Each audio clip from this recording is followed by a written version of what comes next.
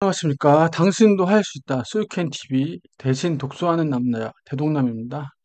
오늘 소개해드릴 내용은 도요타 방식이에요. 더 도요타 웨이라고. 아마 이거는 많이 들어보셨을 거예요. 예, 많이 들어보는데 이 도요타 방식 중에서 핵심이 되는 내용이 이제 현장 경영이거든요.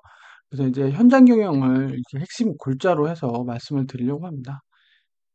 이 책은 이제 나온 지 꽤 됐죠. 4년, 4년, 2004년, 벌써 20년 전 얘기예요. 근데 안타깝게도 이 책은 이제 절판이 됐습니다. 예, 절판이 됐어요. 절판. 안 나와요. 근데 어떤 책 같은 경우에는 뭐, 십몇 쇄, 막 20쇄 하는 책들도 있잖아요. 그러면은 어느 책은 계속 그렇게 계속 쇄를 하면서 계속 재발간이 되는 애들도 있고, 이것처럼 절판되는 애들도 있고, 왜 그런 거냐. 뭐 출판사의 사정, 뭐 작가의 사정도 있겠는데 제가 판단하기에는 그런 거죠. 이 도요타 웨이라는 이 방식 이게 지금 저는 새롭지가 않다는 거예요. 이게 처음 나올 때는 하나의 어떤 경영 원칙이고 기법이고 약간 센세이션한 이론이었다면 지금은 이게 뭐예요? 상용화, 일상화가 된 거예요. 이걸 안 하는 기업은 지금 거의 없을 정도로거든요. 처음에 뭔가 뭐 지구는 뭐 자전을 한다, 지동설 처음에는 그게 이슈였죠. 근데 그게 기정사실화되고 사실인 걸 받아들인 이후에는 더 이상 누구나 다 알고 있는 이론이 된 것처럼 이 도요타 웨이는 이 모든 기업, 생산, 제조를 하는 기업들이 당연히 알고 있고 당연히 준수해야 되는 웨이, 방식, 툴이 된 거죠. 여기에서 이제 몇 가지 중요한 경영학적으로 중요한 그 용어들이 좀 나오긴 합니다. 여러분들이 이제 도요타 방식이라는 이 용어, 이 도요타 방식과 관련된 이제 린 생산 방식, 그리고 JIT라고 하거든요. Just in time. 예. 요런 용어들을, 풀 방식, 푸시 방식, 요런 걸 아는 것도 의미는 있지만, 제가 요 시간에 알려드리는 건 그런 경영학적인 용어뿐만이 아니고, 그것보다 여기서 이제 나오는 요거, 18, 여기서 죄송해요. 챕터 18에 나오는 현장 경영.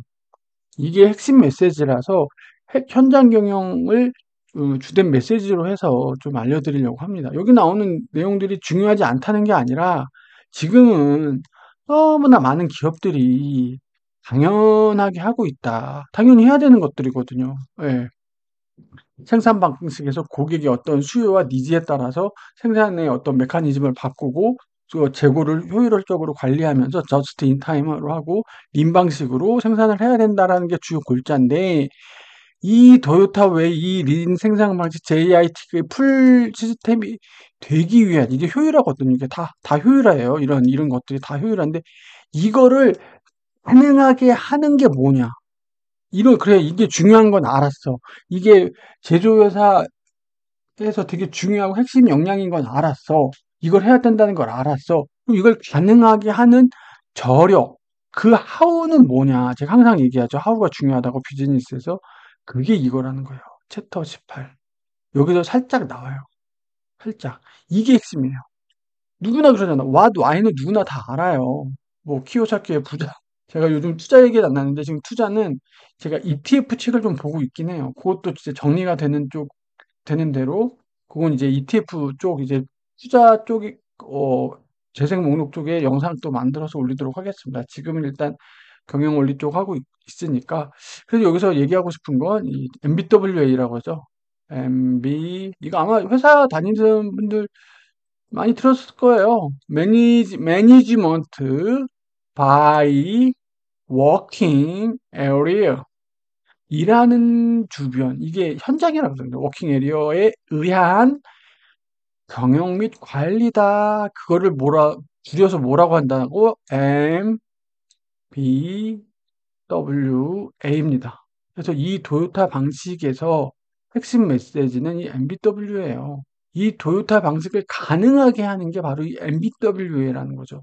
이 도요타 방식이 효율적이고 JIT, 린, 오케이, 알겠어. 이게 중요하다는 거죠. 그럼 이렇게 좀 유념을 해주시면 좋고, 그래서 일단 지은이가 산업공학자예요. 미시간 대학 산업공학 이 책을 냈죠. 그래서 이제 린 생산 방식과 상품 개발 인증 요걸 내면서 이제 클래스를 한 거죠. 예, 그래서 네 번이나 상을 수상했고 20년간 토요타 연구를 했대요. 음. 요즘 일본이 좀 안 좋죠. 요즘 일본 기업들이 좀 너무 올드하고 너무 아날로그적이고 뭔가 시대에 뒤떨어진 느낌인데 90년대, 20년대 초반까지만 해도 어떤 전자제품에 있어서는 뭐 일본 전자제품뿐만이 아니죠. 뭐 모든 부분에서 일본의 어떤 품질 경영, 예, 품질 경영도 이게 또 나중에 또 중요한 경영 컨셉이긴 한데 많이 하죠. 그때 닦아놨던 기반도 분명히 중요하고 그래서 이렇게 하버드 쪽 가서 또 간행물로 최고의 간행물로 이제 됐대요. 예, 이런 걸 연구를 해갖고 토요타 웨이를 연구를 했고 이제 하버드에서 선정하는 그리고 컨설팅 린 쪽. 그러니까 본인이 하나 이제 컨설턴트들도 그렇고 어떤 하나의 어떤 스티어리라고 그러죠. 이론을 하나 정립을 하면 그런 쪽으로 이제 컨설팅을 계속 쭉 해주시는 거예요. 이게 효율화죠, 효율화. 옵티마이제이션하고 효율화. 이런 것들을 쭉 제조기업들이 가갖고 이 사람한테 이제 그 컨설팅을 받는 거죠. 그런 사람들 많이 보셨잖아요.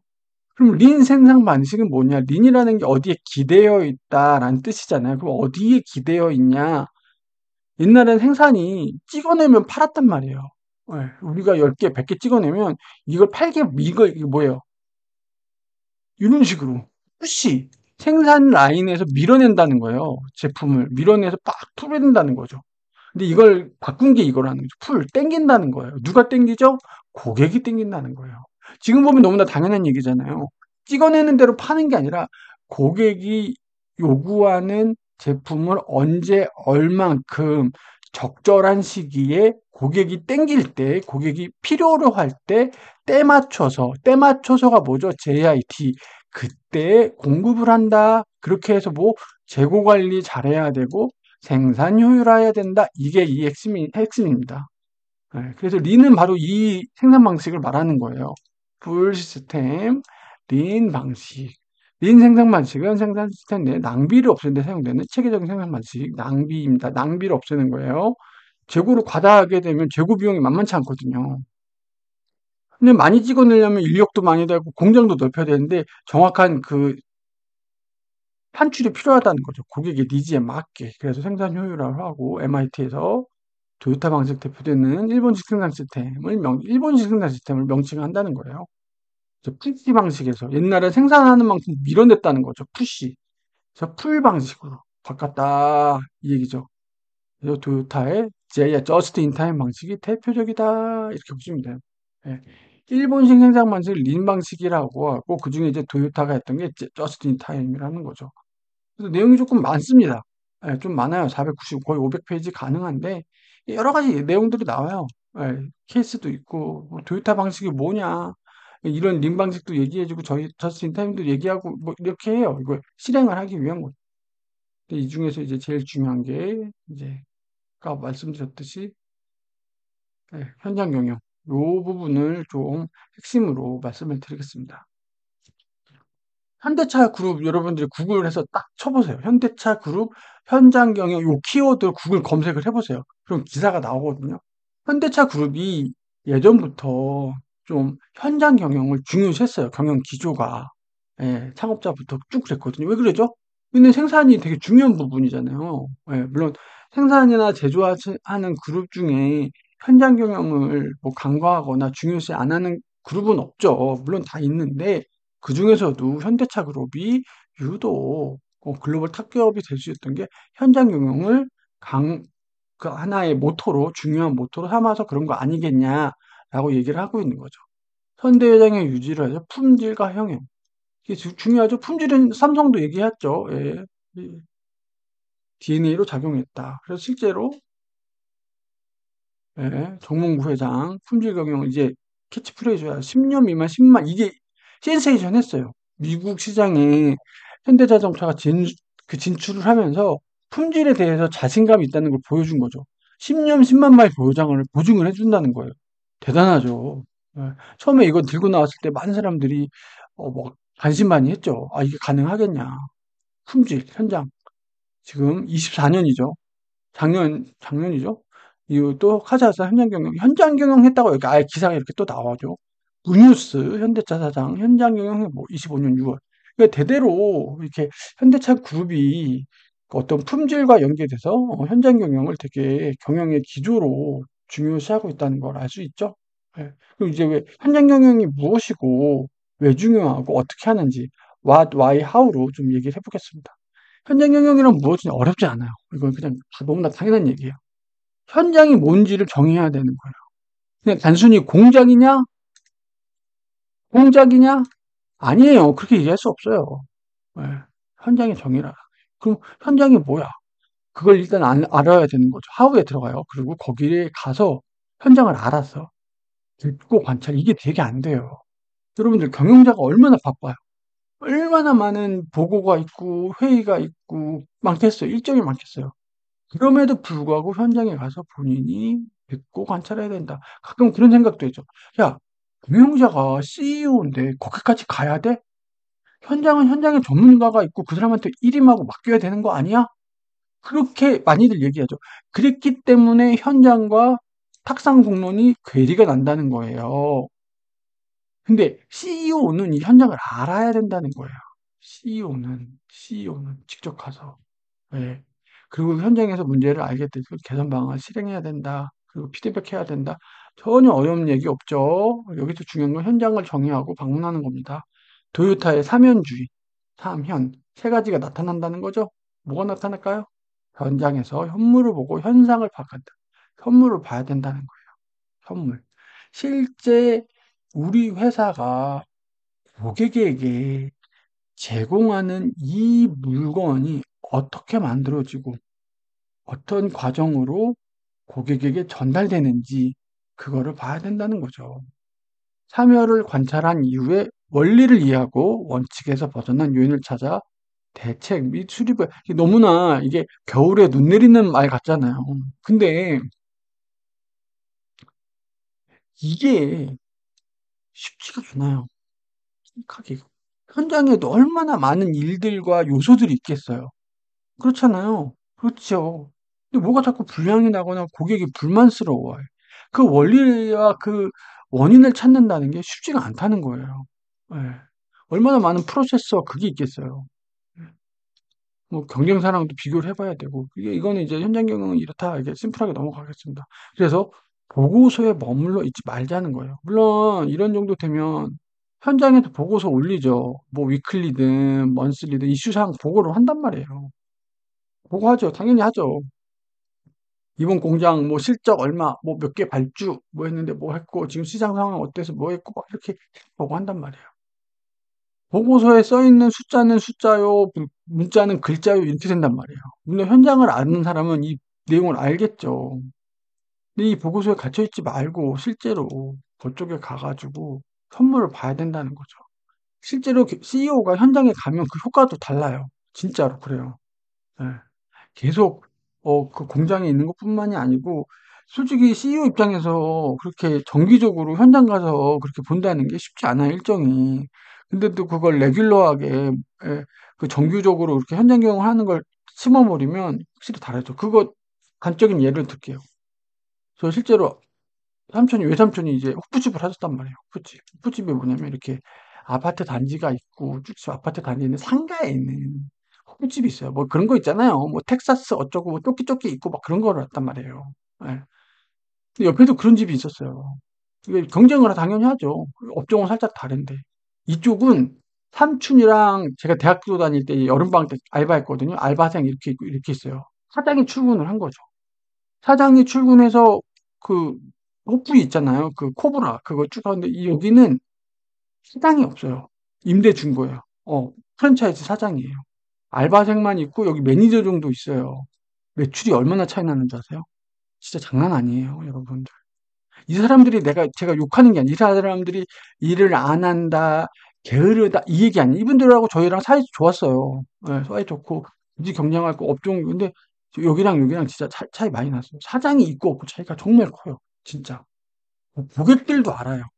고객들도 안다고요. 예, 사장이 오늘 조금의 차이가 있어요. 어쩔 수가 없어요.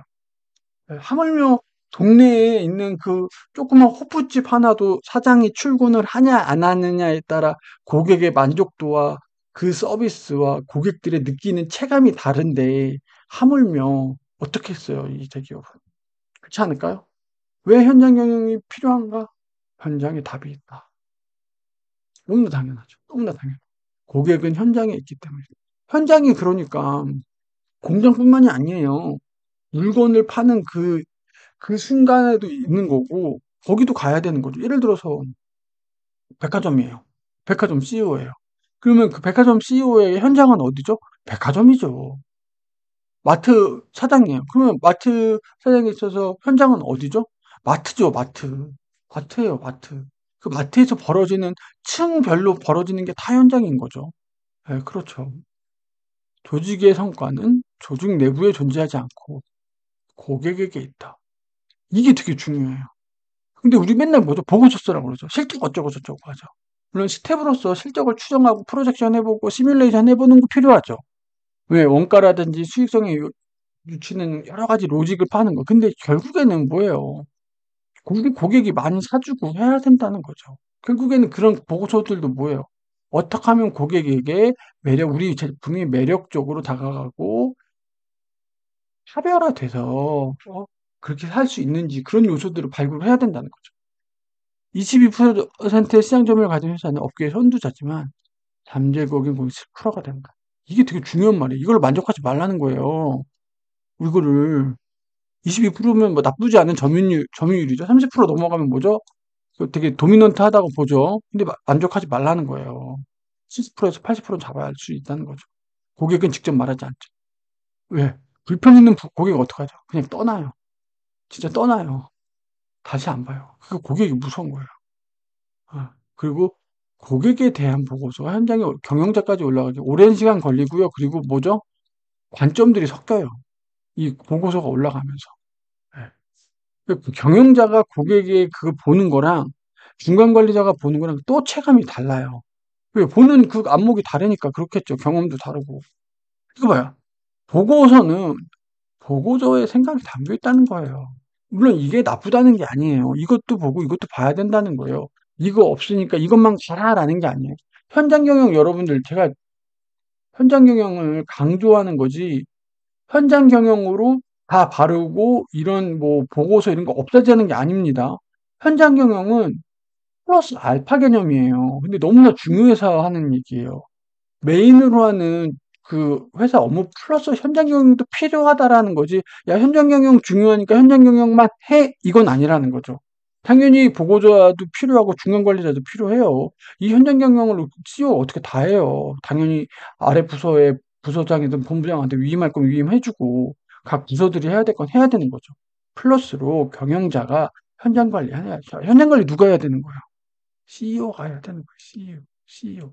CEO 얘기예요. 이건 CEO 얘기입니다, 여러분들. CEO. 자, 그러면 CEO가 현장 경영을 해요. 현장 가서 봐요. 뭐가 문제인지 파악했어요. 그 밑에 있는 기획부서는 CEO가 현장 경영했으니까 나는 됐다, 몰라도 된다 이러면 될까요? 아니겠죠. 보조로 맞춰서 같이 해야겠죠. 그러지 않을까요? 그래서 CEO가 현장 경영하면 같이 수행 나가서 미리 파악하고 해야 되는 거예요. 이 CEO가 가지고 있는 지식 수준, 알고 있는 보고 수준을 따라가줘서 이렇게 돼야 돼요. 그래서 기획부서가 힘든 거예요, 스텝 부서가. 어, 우리 CEO 현장 경영 잘하시니까 나는 몰라도 돼. 알아서 하기가 CEO 전용 영역이야. 이런 게 어딨어요. 기획부서에게는 CEO가 하는 게 그냥 같이 동반이에요. 동행. CEO도 당연히 그렇게 생각하세요. 내가 얘기했는데 못 알아들어? 기획에 자제가 없는 거죠. 무슨 얘기를 했는데 못 알아들어요, 기획자원이. 그럼 얘네 기획 그 자질이 없는 거예요. 당연히 팍하고 할 거라 얘기를 한단 말이에요. 예? 그러니까 어떻게 되세요? 기획 쪽이나 스태프 쪽 일이 늘어나는 거겠죠. 현장도 파악해야 되니까. 어. 근로자의 현장 기피 현장 예방하고 직원들에게 자부심을 가지게 돼. 보통 현장이라고 하면 싫어하죠. 뭐 공장이다, 뭐 매장이다 그러면 약간 특히 우리나라도 그런데 약간 그런 게 있어요. 난 헤드야. 난 본사야. 그러니까 그런 자부심들이 있단 말이에요. 그건 우리나라 보면 딴 데도 있을 것 같아요. 근데 그런 이질감, 그런 게 없어진다는 거죠. 30여 차례. 1년 내에 이게 30여 차례 간다는 게 쉽지 않아요. 지금 제가 있는 회사도 공장이 있거든요. 제조 공장이 있습니다. 일주일에 한 번씩 가세요, CEO 분이. 그리고 거기서 직접 보고를 받으세요. 대단하시죠? 그렇게 바쁜데. 엄청난 에너지인 거예요. 일주일에 한 번씩 현장 간다는 것이 되게 쉽지 않아요. 정말로 그래요. 저는 현장 그렇게 자주 가시는 CEO 처음 봤어요. 처음 봤어요. 물론 자세히 얘기할 수는 없지만 온라인 업계도 있고 해서 온라인 업계는 현장이랄 게 없잖아요. 예, 근데 예전에 오프라인 있을 때는 좀 이렇게 하고 저도 시장 조사 나가고 근데 잘 안 가요. 너무 바빠요. 예, CEO들이 굉장히 바빠요. 근데 일주일에 한 번을 아예 그냥 거기 이렇게 레귤러하게 딱 잡는 거예요. 근무일을 현장용으로 잡아버려요. 그리고 그 한 주 동안에 있었던 그 이슈나 현안을 다 보고 받으시는 거예요. 대단하죠. 엄청난 에너지인 거예요, 그건. 그 부분은 진짜 존경스러워요. 예. 카이젠이라는 이 일본 용어인데 이렇게 별로 쓰고 싶진 않은데 개선을 일본식으로 받으면 카이젠이에요. 그냥 개선이라고 하죠. 예. 토요타에서는 카이젠이라고 하는데 겐치겐 부츠. MBW의 일본식 표현입니다. 겐치겐 부츠. 요즘 말 아니 쓰죠. 토요타 방식이 한때 많이 회자될 때는 이 두 가지 말도 같이 많이 나왔어요. 카이젠 해자, 겐치겐 부츠 해라. 막 이런 얘기 하는데 요즘 쭉 들어갔죠. 예. 10% 유지하고 이렇게 했다. 왜 현장 경영이 중요한지 이제 좀 얘기를 해드렸습니다. 월급은 고객이 준다예요. 예, 봤죠? 좀 섬뜩한 얘기인데 이거 중요해요. 현장 경영이 이렇게 중요한 거 알았어. 안 되는 이유가 뭘까요? 왜 안 될까요? 이거 중요한 거 모르는 사람 없을까요? 알겠죠. 많이 알겠죠. 어? 어? working area, working area, management by working area. 예. 왜 되지 않을까요? 공부하러 하니까 내가 굳이 가야 돼? 이거죠, 이거. 온라인은. 그 현장에서 얼마나 실시간으로 막 정보를 준단 말이에요. 문서화돼서 생생한 뭐 사진도 있고 동영상도 있고 많이 있단 말이에요. 근데 그런 게 어떻게 된 거죠? 아까 보고자의 보고자 관점이 들어간 거라서 블러핑이 있을 수도 있고 은폐와 엄폐도 있을 수 있는 거죠. 물론 허위 보고는 하면 안 되겠죠. 예. 그리고 직접 보는 거랑 또 달라요. 예, 물론 이거를 하지 말자는 게 아니라 밸런스를 유지하자는 거예요. 밸런스를. 제가 누누이 얘기했죠. 현장 경영 모자 플러스 알파의 개념. 그러니까 뭐 아니면 도가 아니라 플러스 알파 현장 경영도 해야 된다는 얘기인 거예요. 밸런스를 유지하자는 거예요. 현장과 내부, 외부. 예. 데이터와 보이지 않는 목소리는 현장 분위기 전달하기 어려움이 있다. 왜 저자 직강, 왜 야구 같은 거 하면 직관 왜 갈까요? 현장의 분위기가 다르잖아요. 예? 집에서 야구 보면 더 보기 편하지 않아요? 리와인드 화면도 있고, 투수가, 저 공 던지는 구질도 다 설명해주고, 시속 얼마로 던졌는지 다 나오고, 카메라 아저씨가 막 홈런 하는 거, 공 각도라가 다 얼마나 보기 편해요.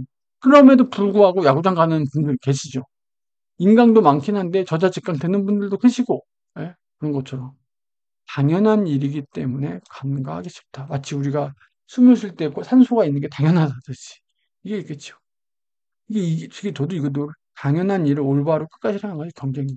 이게 제가 눈으로 얘기했죠. 이케아, 월마트, 글로벌 기업들이 뭐 성장의 비결, 뭐 시크릿 이런 거 없다고 했죠. 뭐 하는 거예요? 비전을 얘기를 세우고, 자기네가 하는 차별화 요소, 이런 거를 EDAP라고 했죠. 월마트는. 이거를 유익한, 흔들리지 않고 끝까지 밀고 나가는 게 글로벌 기업이라고. 그래요, 이게. 예, 너무나 당연하죠. 조직이 커지면서 업무끼리의 연동이 무관심해진다. 이거는 대기업들에게 많이 보여요. 제가 봤을 때 가장 큰 이유는 이거예요. 이게 대기업이 되면서. 기업이 커지면 자기 일 하나 하기에도 바쁘단 말이에요. 근데 옆 동네가 뭐 하는지도 힘들어요. 근데 옆 동네도 하물며 그런데 저기 가 있는 현장 경영까지 어떻게 알아요? 이거는 현실적으로 어려운 건 일개를 하겠어요. 많은 기업들이 안 되는 이유가 이거예요. 이게 조직이 커지면서 이게 너무 의사소통도 그렇고 너무 어려워. 업무 스코프도 넓고. 어. 근데 이거를 해소하기가 솔직히 쉽지 않아요. 어, 쉽진 않아요. 예. 나는 쉽지 않다는 이유는 알았죠. 예. 자, 그러면 현장 경영이 어렵다는 건 알았고 왜 중요하다는 건 Why를 했어요. 그럼 어떻게 할 거냐? 앞에서도 나왔던 건데 현장을 정의하고 어디가 현장이야? 그래, 현장이 정의됐으면 가면 돼. 근데 갈 때 그냥 가면 안 되고 준비를 해야 돼요. 어떤 주기로 어떻게 갈지. 그러면 이제 문제점이 나왔죠? 그다음부터는 피드백하고 진행을 하면 되는 거죠. 현장 탐색, 관찰할 것 준비. 이게 중요합니다. 그리고 현장에 우선할 때 고객 관찰, 직접 질문하고 5Y 중요합니다. 5Y. Y를 5번 하는 거야. 왜? 왜 그렇지? 이 문제가 왜 나왔지? 계속 양파 껍질 벗기듯이 루트 코즈. 이게 Y 하는 게 루트 코즈란 말이 나오거든요. 루트 코즈. 근본 원인. 근본 뿌리가 되는 원인이 뭐냐? 그걸 발견해야 돼요. 5Y. 그리고 그거를 발본색원 한다 그랬죠? 그렇게 한다는 거예요.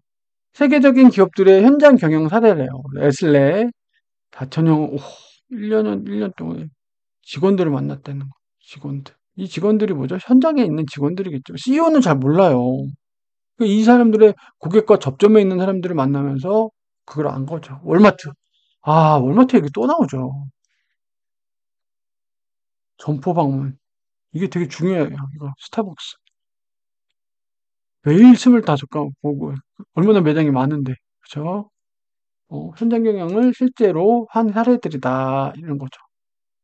보통 여기서 말하는 현장은 뭐죠? 보통 매장이죠, 매장. 근데 매장일 수도 있는데, 청 안 되면, 네슬레 같은 경우에는, 보세요. 네슬레라는 거는 현장이랄 게 있을까요? 뭐죠? 네슬레가 뭐 하는 애들이에요? 그 유명한 그 식품 제조업이잖아요. 얘한테 현장이 어디 있어요? 마트가 될 수도 있고, 온라인이 될 수가 있고, 뭐 어디 전문점이 될 수도 있고, 백화점이 될 수도 있잖아요. 현장이 너무 많단 말이에요. 그러니까 뭐예요? 이 직원들을 따로 만난 거죠. 이 현장에서 일하는 직원들을 모아가지고. 층장도 있고, 저도 오프라인 있을 때 층장이라고 하거든요. 층장도 있고, 여사님들 계시라고 해요. 그 매장에서 일하시는 분들, 각 브랜드별로. 그분들이, 진짜 여러분들, 그분들 정말 연봉을 1억 넘게 받으시는 분도 계세요. 손가락으로. 와, 그분들의 지식 노하우가 있어요. 고객이 딱 오시잖아요. 이분은 살 분인지 안 살 분인지 사면은 뭐 코디로 맞출 분인지 이렇게 딱 보여요. 그리고 그분들 매장에 딱 들어오잖아요. 진짜 어떻게 해서든 내가 이 사람한테 양말 한 켤레라도 팔겠다라는 마인드로 달려드는 분 계시거든요. 그게 집요하게 막 강매를 하는 게 아니에요. 그 고객과의 그 안 보이는 그 선이 있어요. 저도 정확하게 모르겠는데 그 밀고 당기는 그게 와 그걸 능숙하게 해주세요. 예. 그 고객을 정신 못 차리게 하세요. 그래갖고 손에 쥐어 있어요. 예, 진짜 그분들 유능합니다. 예, 그분들. 그렇게 능력 있는 분들 계세요. 예, 그래, 그분들의 어떤 얘기를 듣는다는 거죠. 왜냐면 네슬레 같은 경우에는 확정된 매장이라고 하기가 지금 없잖아요. 너무나 많고 하다 보니까. 근데 스타벅스나 월마트는 자기 매장이 있죠. 예, 그러니까 현장을 간다 이거죠. 예. 이런 월마트나 스타벅스는 해당 매장에 대한 매장 관리 자체도 중요한 비즈니스 경쟁력이긴 해요. 예, 그렇죠. 현장을 점유한다. 현장을 찾아야 한다. 고객과 제품이 만나는 곳. 이게 얘기했죠. 이게 뭐 온라인이 될 수도 있고, 우리 직영점이 될 수도 있고, 그럼 여러 채널, 이게 채널뿐만이 아니라 뭐죠? 방문 판매는 뭐예요? 아무래 같은 경우에는 방문 판매 비중이 있어요. 이 방문 판매하는 여사님들 굉장히 중요해요. 그리고 이걸 따로 관리합니다. 이분들 교육해요. 그리고 뭐 분기비 1년 지나잖아요. 그러면 뭐 그 뭐야 해외여행도 보내줘요. 감사 뜻으로 그분들. 워크샵 같이. 예, 맞아요. 해외여행 뭐 어디 무슨 제주도 이런 데 아니에요. 되게 좋은 데 보내줘요. 예, 진짜로. 예, 어마어마하게 좋은 데 보내주고 리조트 빌려가고. 그러니까 이 방문 판매 자체도 이분들이 뭐예요? 고객과 만나죠. 이분이 뭐예요? 제품을 대변하면서 이분들을 만나는 거예요. 제품을 대변하면서 이분들이. 그런 것도 있잖아요. 누스킨도 그렇고. 예? 그런 것도 많아요. 어. 그리고 이렇게 대면으로 판매하는 것들 많단 말이에요. 화장품도 그렇지만, 뭐, 이렇게, 정수기도 그렇고, 뭐 렌탈하는 것도 그렇고, 휴대폰은 뭐죠? 제품 자체의 스펙도 있는데 뭐예요? 이, 지- 예를 들어, 제가 요번에 이제 핸드폰 바꾸긴 했는데, 이 제품은 LG에서 파나, KT에서 파나, 뭐 다 똑같아요. 물론 조건은 다르지만, 근데 이걸 파는 여기 매장에 계신 그분 있잖아요. 그분. 그분, 뭐라고 해야 돼? 하여튼, 그분들의 그 어떤 달란트? 고객에 대하는 그런 멘트? 그거에 따라서도 달라진다는 거죠. 또 여러 군데 알아볼 거잖아요. 뭐 SKT도 하고. 같은 뭐 통신사에서 A 매장, B 매장 다르듯이. 그렇잖아요. 그런 것도 다 다르다는 거죠. 현장은 수익을 만들어내는 곳이다. 월급 누가 준다고 그랬죠? 고객이 주는 겁니다. 고객이 주는 거예요. 타사와 경쟁하는. 수익, 타사, 고객과 만난다. 그래서 뭐예요? 현장이 중요하다. 내 외부 자료를 바탕으로 문제점을 인식한다. 왜? 내 외부라고 했죠. 하나만 가지고선 안 된다는 거예요. 예. 현장과 의사소통. 아까 얘기했죠. 이게 안 돼요. 이게 안 돼서 MBWA가 안 되는 거예요. 현장과 의사소통. 은근히 현장과 의사소통이 잘 안 돼요. 그게 여러 가지 이유가 있어요. 일단 첫 번째 뭐냐? 의사소통을 하기 위한 정식 채널이 없는 것도 있어요. 두 번째, 담당자의 역량도 있어요. 이거 은근히 심해요. 제가 현장에 계신 분들을 무시하거나 하대하려는 게 아니라 그분들은 그렇게 일을 안 해왔어요. 그냥 본인들은 본인 일을 할 뿐인데 뭔가 다른 부서와 어떻게 일을 하고 내가 지금 하는 이 이슈 사항이라든지 뭐 그런 것들을 내가 누구한테 알리고 공유해주는 그렇게 일하는 방식이 몸에 안 밴 분들이 계세요. 그래서 안 되는 부분도 계시거든요. 그분들은 이제 계속 교육이라든지 뭔가 일하는 방식을 좀 시간을 갖고 좀 필요한 거죠. 그럼 이거 어떻게 하겠어? 이분들이 자발적으로 할 수 있을까요? 안 되겠죠. 본사에서 챙겨줘야 돼요.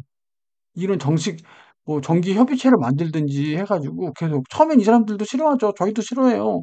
근데 이걸 안착을 시키고 정착이 돼요? 그러면 쭉 돌아갈 수 있다고요. 예. 그리고 이 사람들도 뭔가 현장에 불만이 있거나 개선점이 있거나 그런 걸 본사한테 얘기하는 그런 게 생겨야 되는 거죠. 예. 그래서 둘 간에 어떤 유대감도 생기고 의사소통도 생기고 그래야 이제 현장과 본사가 이제 좀 시너지도 나고 그렇게 할 수 있는 거죠. 그것도 똑같아요. 아파트 윗집, 아랫집, 층간소음 있다고 그랬잖아요. 윗집과 아랫집이 좀 친해졌어. 아, 그럼 아랫집에서, 아, 오늘 누구 오는데, 죄송한데, 오늘, 아니, 윗집에서 누가, 아, 과일 바구니 하나 사주면서, 저희 오늘 친척들 오는데 조금 죄송합니다. 인사 한번 해주면요, 스무스하게 넘어갈 수 있어요. 진짜. 그게 서로 의사소통한다는 게 그래서 중요한 거예요. 이게 중요합니다. 비즈니스에서 되게 중요해요. 이게 그냥 쭉 써 있는 글 같죠? 근데 실제로 저도 15년 경력이 되다 보니까 이게 되게 중요하다는 걸 알게 됐어요. 사람이 일을 하는 건 사람으로 하는 거예요. 제가 이 부분을 되게 길게 얘기하는데 실제로 그래서 그래요. 실제로. 비즈니스는 사람이 일하는 거예요. 사람이. 예, 그러면 현장 MBWA를 잘하는 것도 뭐다? 현장에 있는 담당자랑 의사소통을 잘해야 된다. CEO가 현장에 가서 직접 보는 것도 중요한데 담당자 입장에서는 현장에 있는 담당자랑 긴밀하게 의사소통하는 것도 중요하다. 이걸 말씀드리고 싶은 거죠. 그리고 문제점이 발견이 됐어요. 그럼 당연히 우선순위를 정해야겠죠. 야, 문제점 발견됐다. 현장 다 갈아엎어. 안 되죠. 이게 안 되죠. 왜 우선순위가 필요한 거야? 우선순위랑 비슷한 말 뭐라고 했죠? 제가 전략입니다. 전략은 우선순위예요. 왜? 기업이 가지고 있는 시간과 리소스는 제한적이에요. 그러다 보니까 중요도와 시급도에 따라서 우선순위를 앞두고 지나가야 되는 거예요. 그리고 효과성을 보고서. 이게 전략이에요. 전략은 어려운 게 아니에요, 여러분. 누가 회사의 전략이 뭐냐고 물으면 그렇게 대답하시면 돼요.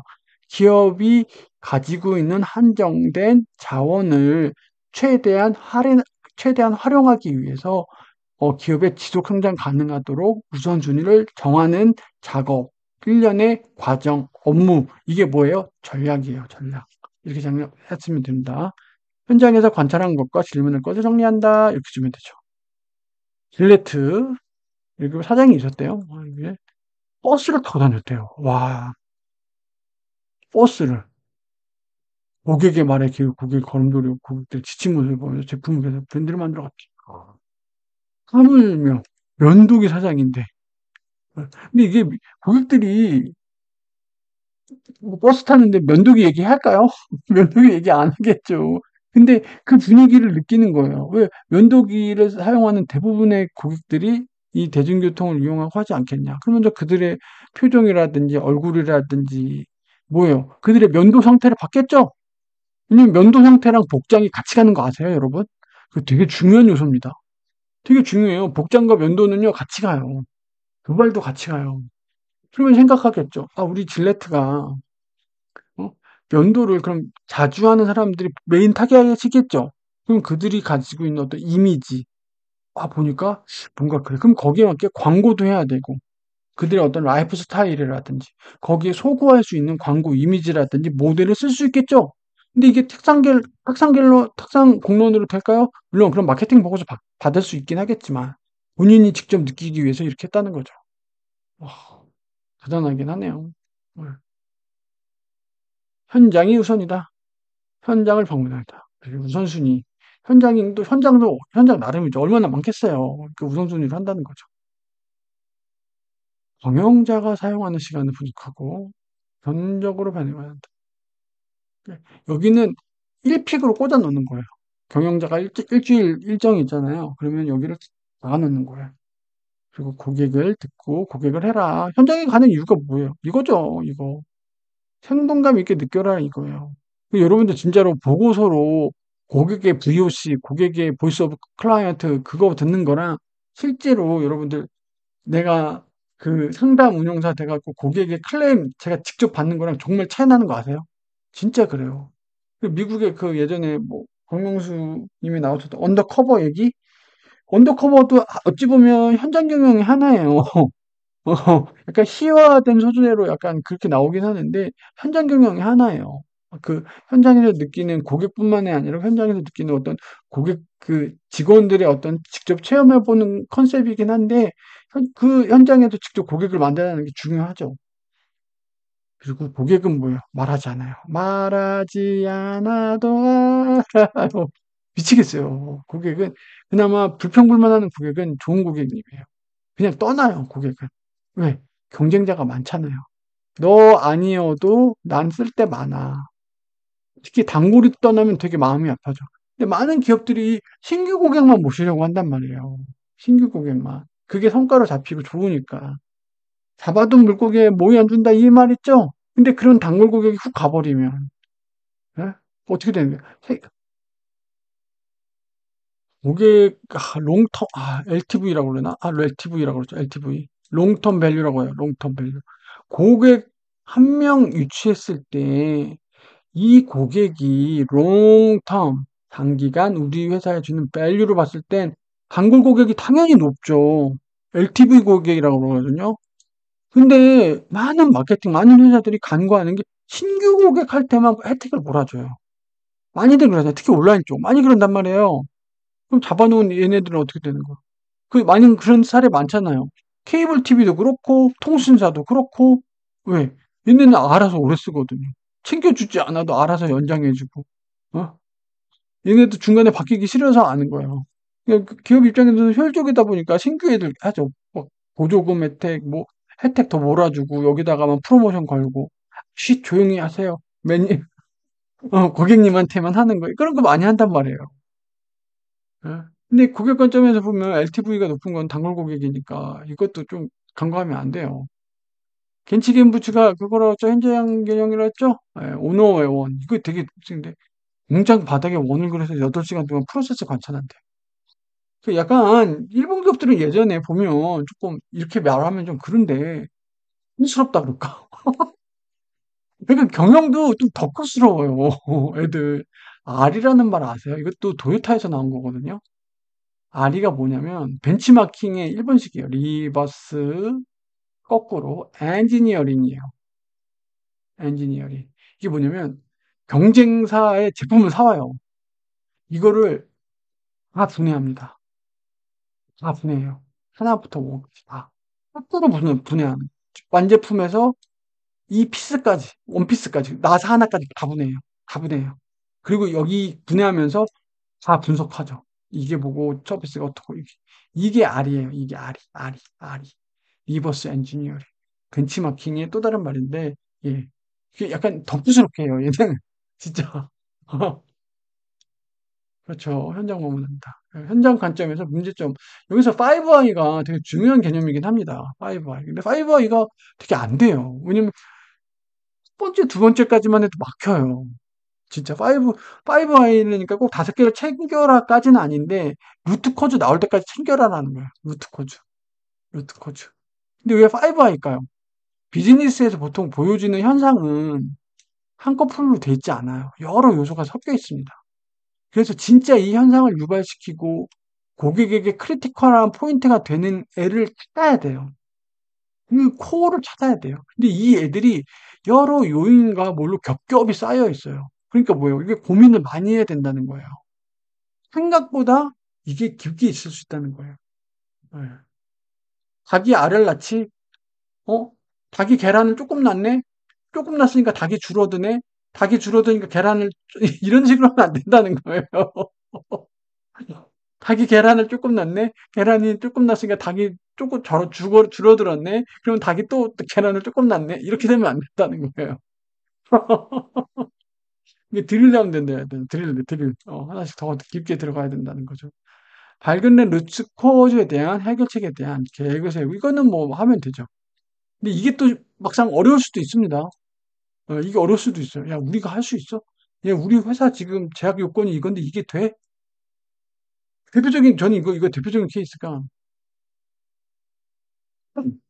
로켓맨. 함에 이거 일화가 있대요. 처음에 했을 때, 화물연대가 반대했어요. 야, 이게 말이 되냐?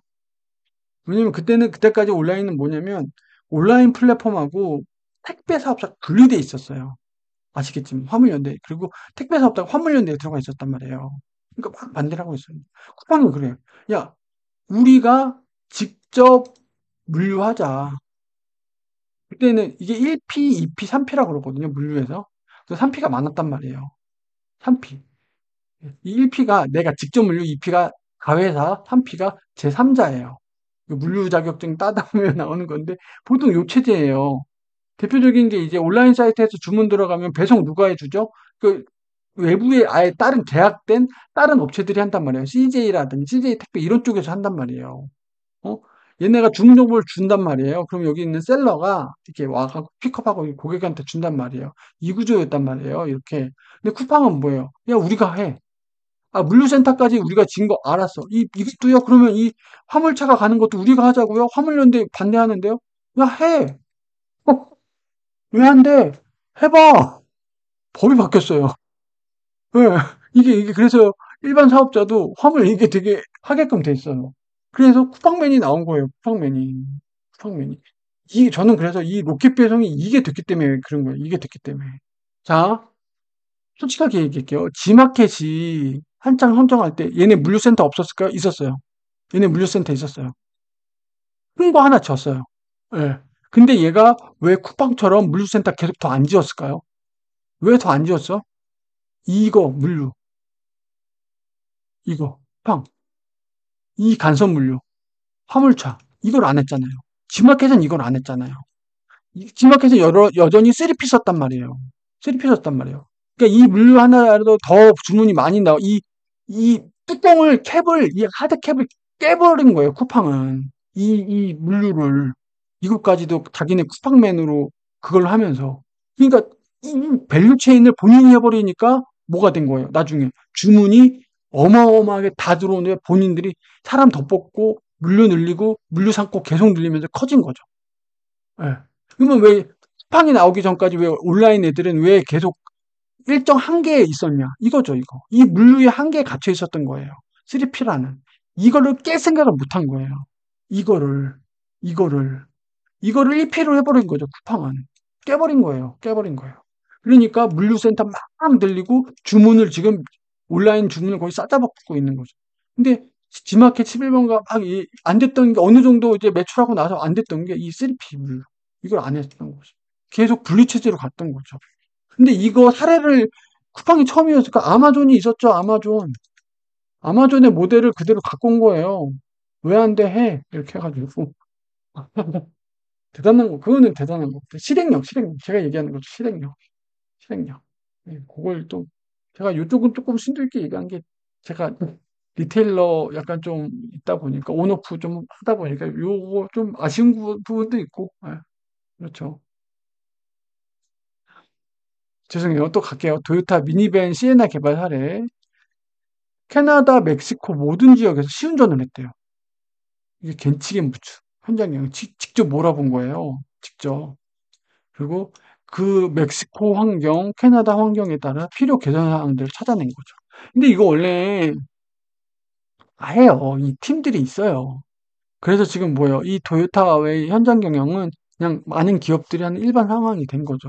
다만 얼마나 진정성 있게 하느냐에 따라 또 다른 거긴 한데 단순한 시운전이 아닌 환경이 자동차에 미치는 상황을 짚어 깊이 이해하고 민감해야 한다. 단순히 그냥 사막 멕시코 국경지대 먼지 많은데 가서도 잘 굴러가네. 뭐 먼지 몇 킬로를 했는데도 뭐 이상 없이 잘 굴러가네. 그게 아니고 실제로 고객이 해당 우리 시에나 밴 타는 고객들이 이러이러한 층인데 이 사람들이 요런 도로 환경 컨디션에서 다닐 때 운행을 할 때 어떤지를 세어상하게 봤다는 거죠. 예, 그런 관점에서. 아까 그 뭐죠?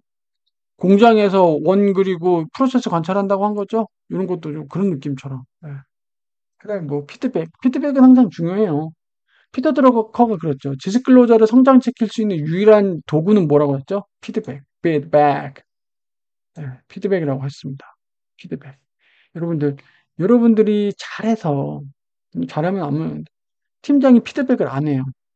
그거는요, 팀장이 여러분들을 좋아하지 않는 거예요. 여러분들이 키울 생각이 없는 거예요. 피드백하지 않는 팀장은 두 가지예요. 팀장이 팀원의 성장에 대해서 무관심하거나 아니면 팀장이 무능한 거겠죠.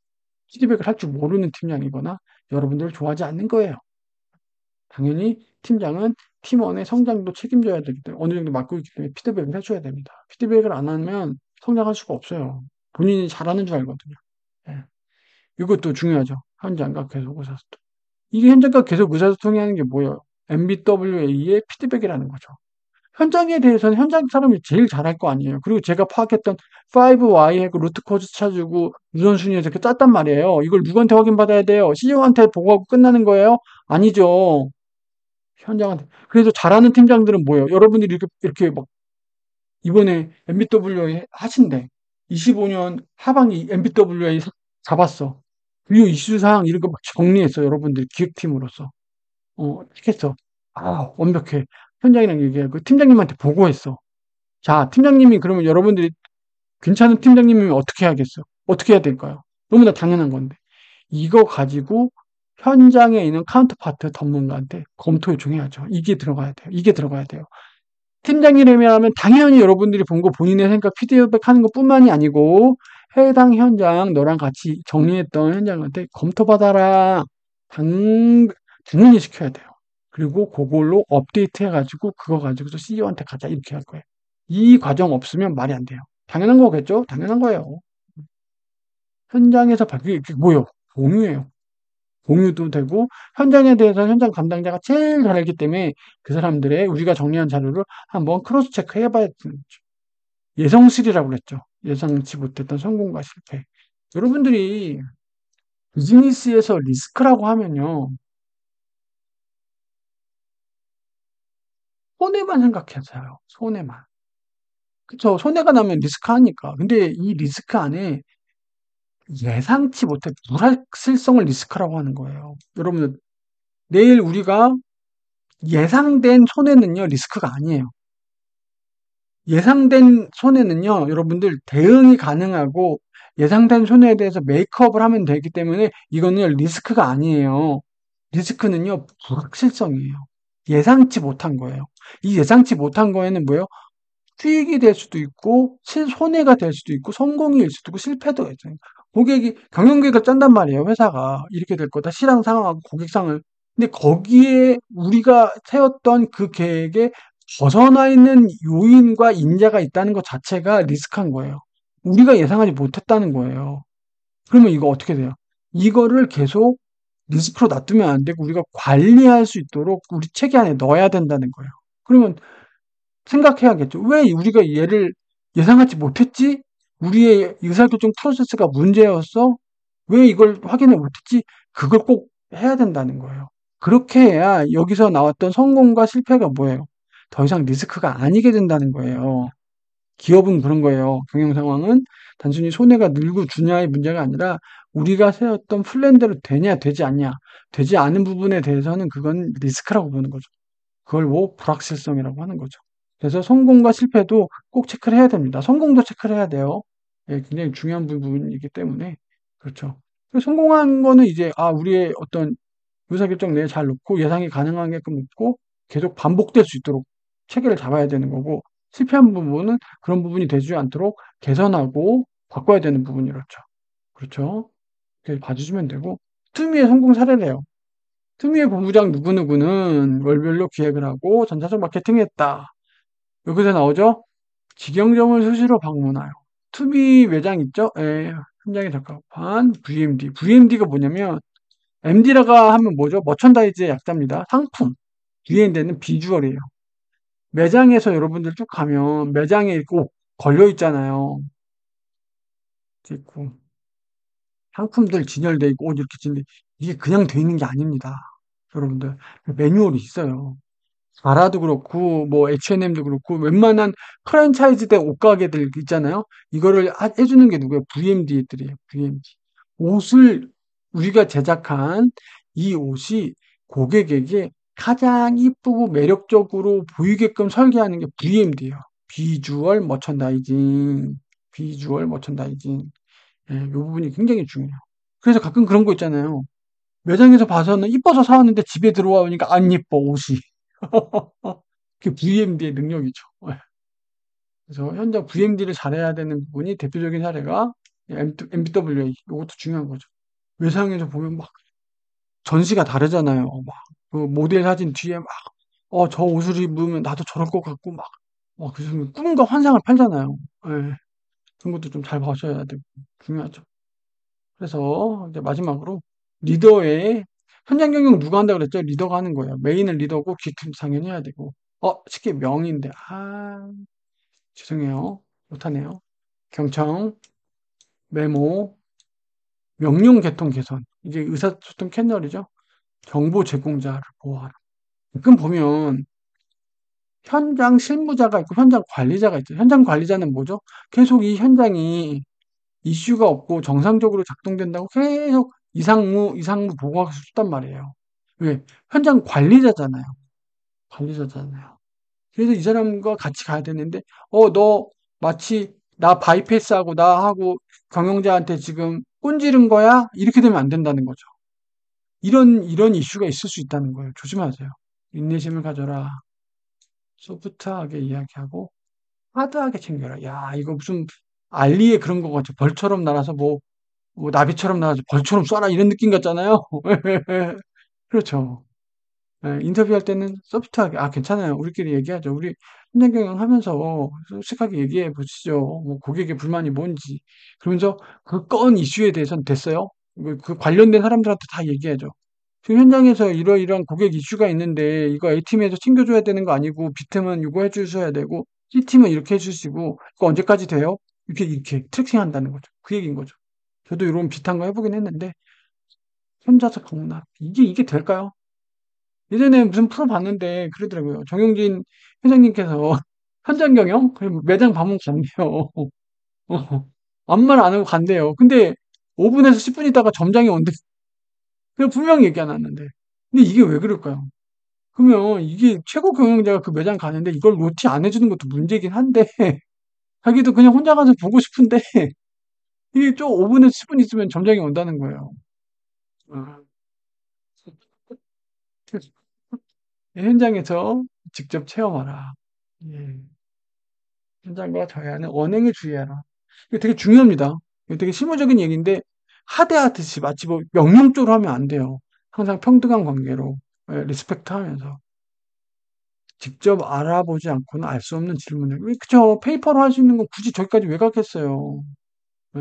그러니까 관찰하고 나서 거기서 알 수 있는 것만 질문을 하라 이 얘기죠. 예. 그렇게 보시면 될 것 같고 토요타 웨이가 중요한 경영 용어고 뭐 뭐 푸시, 풀, 저스트 인 타임 그런 것도 중요한 의미긴 해요.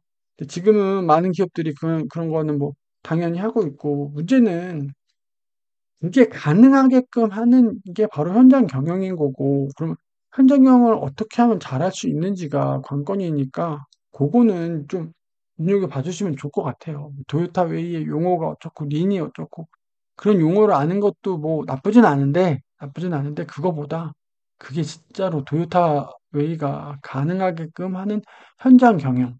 그러면 우리의 현장이 무엇이고 어떻게 해야 될지. 그러니까 실행 위주? 그리고 여기 나온 뭐 10계명? 좀 참고하셔 가지고 그렇게 봐주시면 좋을 것 같아요. 왜냐면 저도 이제 현장 경영이 좀 안 되는 직군이고 현장 경영을 중요하다고는 하는데 막상 안 되는 부분이 많다 보니까 예. 그래서 요 부분을 좀 소개시켜 드리고 싶었습니다. 예. 또 긴 시간 또 영상 봐주셔서 감사드리고요. 다음번에는 좀 ETF? 하도 ETF 그래서 ETF 관련된 좀 정리를 하고 그건 좀 또 소개시켜 드릴 수 있도록 뭐 확정은 아니고요. 예. 예. 그래갖고 하도록 하겠습니다. 예. 당신도 할 수 있다. 수유캔 TV 대신 독서하는 남자 대동남이었습니다. 감사합니다.